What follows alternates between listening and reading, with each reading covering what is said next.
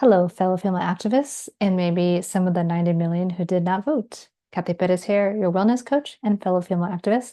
And today's recommendation is all about using both your hands or whatever you use for hands, but using both of them as equally as possible. So, what we like to do here, though, is we like to get our positive quotient repetitions in, PQ reps, okay? So whether you're sitting, standing, laying down, maybe you're walking, I don't suggest that you close your eyes, but if you can, please close your eyes if you feel safe. And we're going to go ahead and get started. So with that,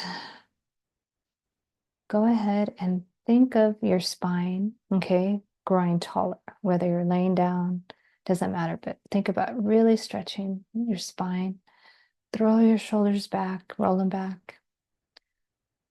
And go ahead and without changing your breath, just simply observe your breath.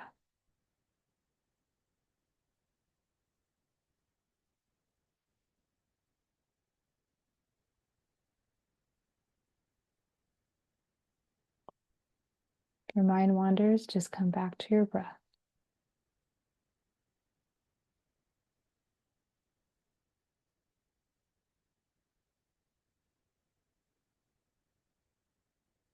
What sensations do you notice? What parts of your body are moving?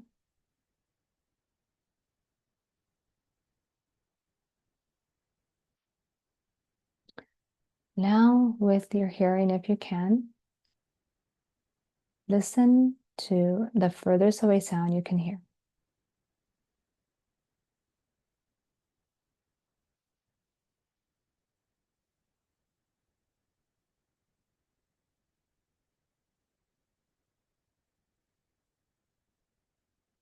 And now, listen to the closest sound you can hear.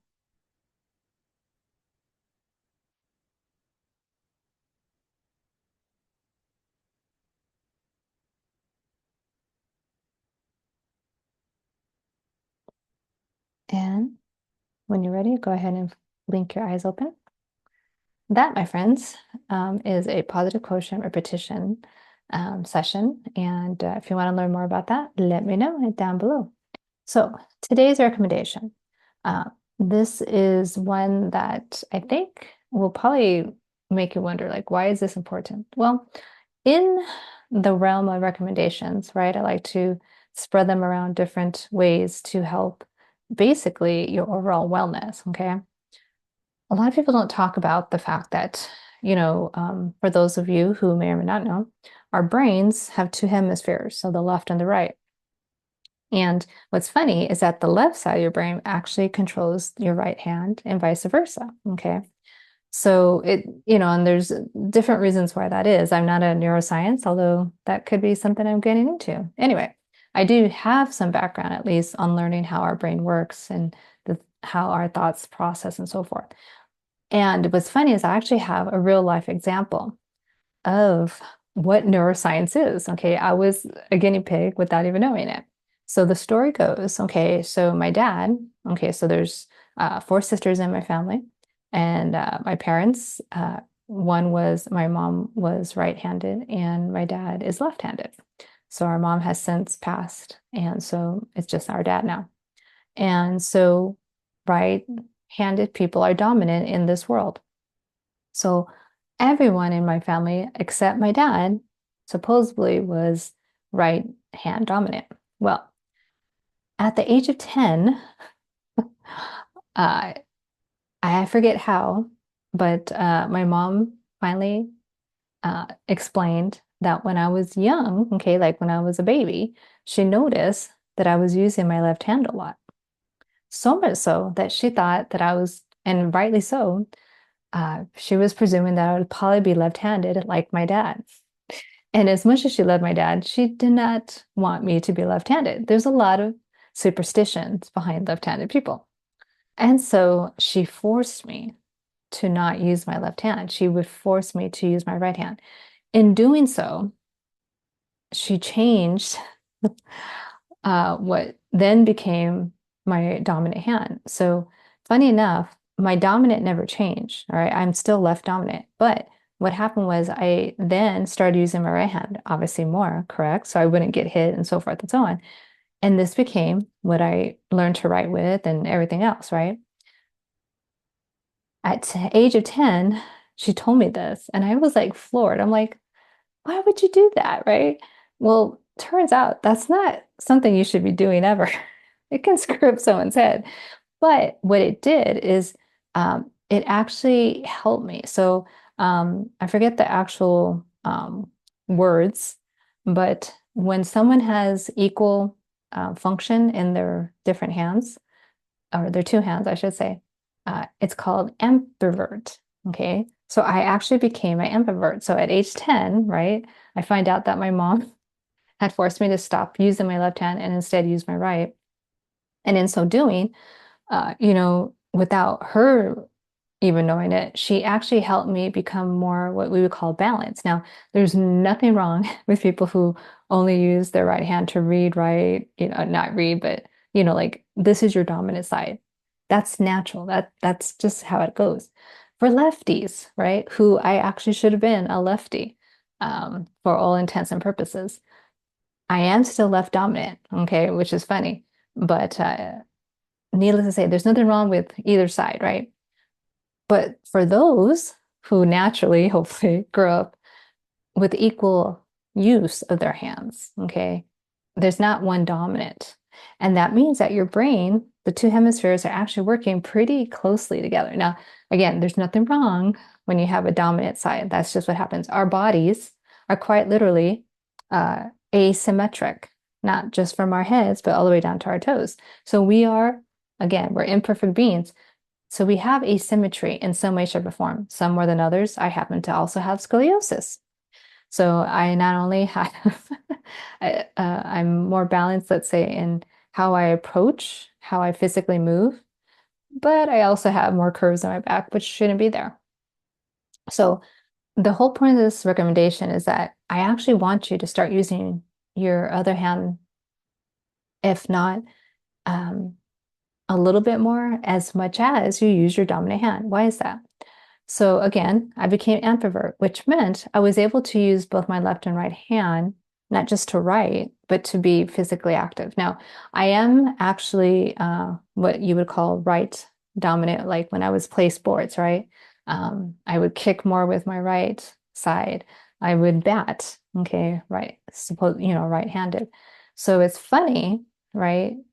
But my dad, who was in fact left dominant, also was like me, meaning that he would bat right-handed, he would throw right-handed. Yet he was a lefty by all means. He, had dominance in his left hand. And he still, eats and writes, so forth with his left hand.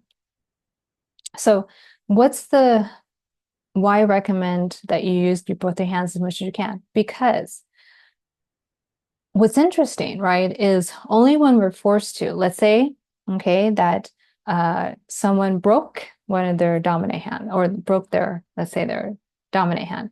Well, they have to quite literally then learn to write with their other hand, at least for that time being. That makes your brain work, and that's a good thing. That's what we're going to get at. What I want you to do, especially my audience, I believe, are probably my age, right? Perimenopause, menopause, and beyond. I want you to actually see this as a wonderful way to train your brain. All right. Using both your hands, again, is a masterclass in strengthening how your brain works. Again, both left and right, correct? Control the opposite hand. So if we learn to use the less dominant hand, you're strengthening the other side of your brain. Same with your dominant, right? The more you use your dominant hand, that other side of the brain is going to be strengthened. So the more you use both, though, that can really mean that your brain is collectively talking to the two hemispheres are talking more to each other, which puts you in a much better position. So let's say so what I have done, okay, and I probably would say that I didn't do it so much, um, even when I was rebelling after I found out that I was really left-handed, I purposely taught myself how to start using my left hand to write. So I started writing left-handed. It took me a while, right? It wasn't easy, but I knew that it was going to come in handy. Well, what's funny is that I actually then realized how left dominant I really am. So when I open jars, right? When I was in college and learning archery, right? Right away, the the instructor was like, okay, she was saying that I looked a little weird or awkward when I was holding the bow, right, with my right, or sorry, yeah. And so she's like, I want you to change that. And sure enough, when I changed it and uh, went the opposite way, I had a better aim, right? But she could tell from just my eye movement where my dominant side was. I'm not sure if that's right. Yeah. Okay. So I was holding the bow with my left hand, which was theoretically my dominant, right? But I didn't know, or rather, I still aimed, but she said, no, I want you to use, you know, the left, which is awesome. So again, the more you can balance out the dominance, the more fluid you can be in your movements. Now, it's interesting because now when I play with my nephew or whenever, like I have a niece and I have nephews. So whenever I play with them, I always made sure to say, okay, I want you to use your other foot, whenever we were playing with some type of object. Um, whether that would be with blocks or again outside, whatever. I'm always telling them, okay, I want you to use your other hand because I know that they're all right dominant. No, wait, when is not, one is left-handed. But I'm always trying to remind them, use your other hands. Because one, you never know if something might come up where you need to actually become dominant with the other hand, or at least, right, comparable. But it actually helps your brain health. And that's what I want to leave you with is that when you start using both your hands, so here's a good example. When you brush your teeth, I'm sure you're using your dominant hand and you're only using your dominant hand. Well, guess what? Why not? Okay, just try this. If nothing else, when you're brushing your teeth next time, yeah, use the dominant hand for the one side that's closest to, right? So if you're using your right dominant, go ahead and use your right dominant hand to brush the right side of your mouth. And then put the toothbrush in your left hand and then start brushing the left side of your mouth. You will find it very awkward at first, but over time, it will actually become habit, which it has with me.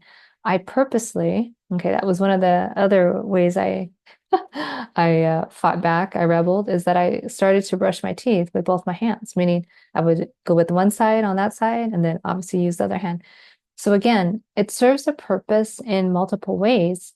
One, if ever you, for some reason, can't use, right, your dominant hand, you have the ability and the mobility, as well as the dexterity to use the other hand efficiently. But also, it's helping your brain, okay? Your brain health is so important. And I don't want you to be discouraged. Like, this should be fun. This should be a way for you to, again, you're growing neurons when you, in fact, try something new. And that's what we want. We want our brains to be always guessing. We want us to be curious all the time. We want our brains to grow, grow, grow.